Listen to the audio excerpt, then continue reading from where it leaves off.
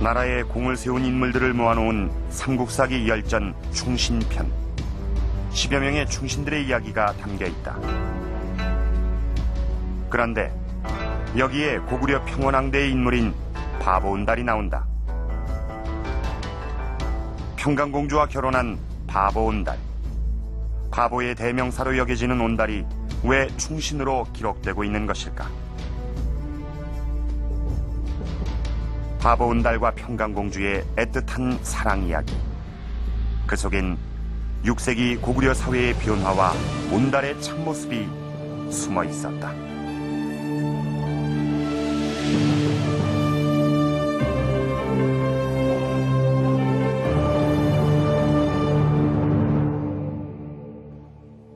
우리나라 사람이면 누구나 이 바보온달과 평강공주의 이야기를 모르는 사람은 없을 겁니다. 이 고구려 평원왕 때 바보라고 놀림을 받던 가난하고 미천한 신분의 온달이 평강공주와 결혼을 해서 위대한 장군이 됐다는 이야기인데, 이 바보라는 아주 친근하고 편안한 느낌, 그리고 공주와 결혼을 해서 성공하게 됐다는 이야기가 마치 동화 같습니다. 돈 많은 여자와 결혼을 해서 출세를 꿈꾸는 남성들의 세태를 풍자하는 말인 온달 컴플렉스도 여기서 나온 것입니다. 그렇다면 이 온달도 이처럼 부인인 평강공주 덕에 출세를 한 인물일까요? 이 온달과 평강의 이야기는 삼국사기 열전에 기록되어 있는 역사적인 사실입니다. 그러나 그 외에 이렇다 할 근거가 없어서 이 둘 이야기를 둘러싼 여러 가지의 논란이 제기되고 있습니다. 자, 이쪽으로 한번 보시죠. 지금 보시는 것은 평양 부근에 있는 고분인데 진파리 고분이라고 불립니다. 북한은 이 고분이 온달과 평강의 무덤이라고 주장을 하고 있습니다. 북한에서는 이 온달이 고구려의 부흥을 일으킨 그런 위대한 장군으로 추앙되고 있습니다. 자, 이번에는 이 충청북도 단양에 최근 지금 보시는 것처럼 이런 무덤의 형태로 추정이 되고 있는 이런 돌무더기가 하나 발견이 됐습니다. 단양에서는 이 돌무더기를 온달의 무덤이라고 주장하고 있습니다.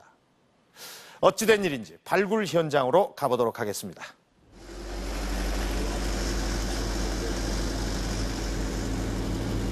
지난 10월 단양군의 한 돌무더기에 학계와 언론의 관심이 집중됐다. 온달의 무덤이란 이 돌무더기의 발굴 작업이 시작된 것이다. 발굴을 추진한 단양군은 온달의 무덤이 확실하다며 관광자원 개발 계획까지 세우고 있다. 온달의 무덤이란 주장이 제기되고 있는 돌무더기. 얼핏 보면 그냥 돌무더기 같지만 자세히 보면 일정한 형태를 가지고 있다.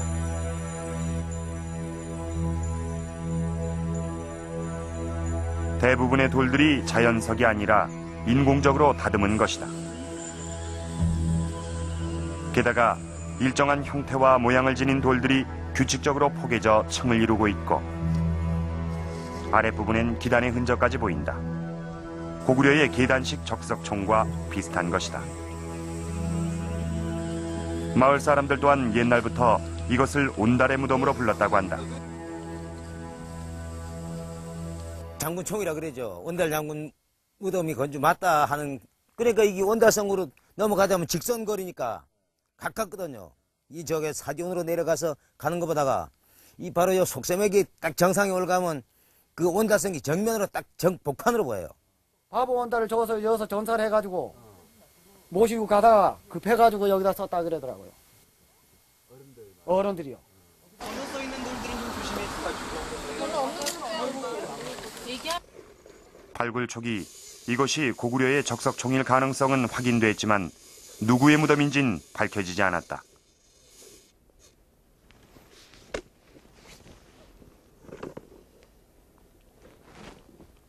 보다 정확한 성격을 규명하는 작업이 시작됐다.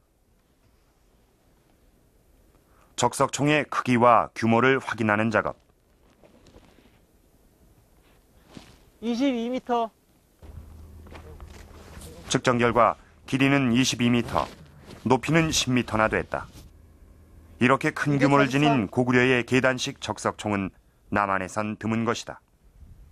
이 적석총 지금 보시다시피 길이가 한 22m, 폭이 10m, 이런 무덤을 만들려고 하는 적어도 우리가 현재 요즘 트럭으로 50대 내지 100대분의 돌을 날라야 되는데 이런 정도를 쌓을 수 있는 것 같으면은 상당한 세력을 가진 귀족이 아니면 쌓을 수가 없을 겁니다. 그런 점에서 만일 고구려 적석총이라고 할 경우에 상당히 지위가 높은 사람, 여기 지휘관 정도 되는 그런 사람들의 무덤이 아닌가 생각되는 겁니다. 레이저 기기를 이용한 실측도 이루어졌다.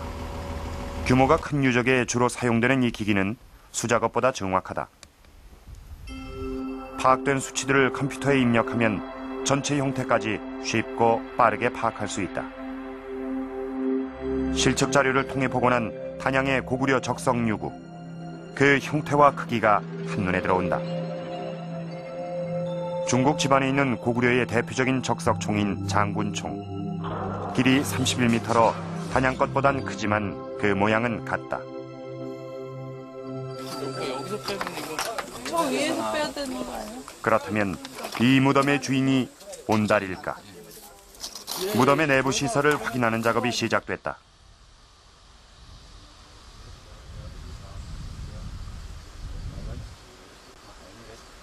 우선 무덤의 4분의 1을 절개해 쌓여있는 돌들을 걷어내고 석곽, 석실 등의 내부 시설과 유물 존재 여부를 확인해 나갔다.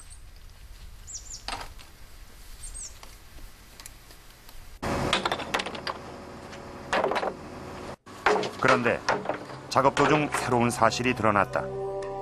아랫부분으로 갈수록 큰 돌이 나타나는 것이다.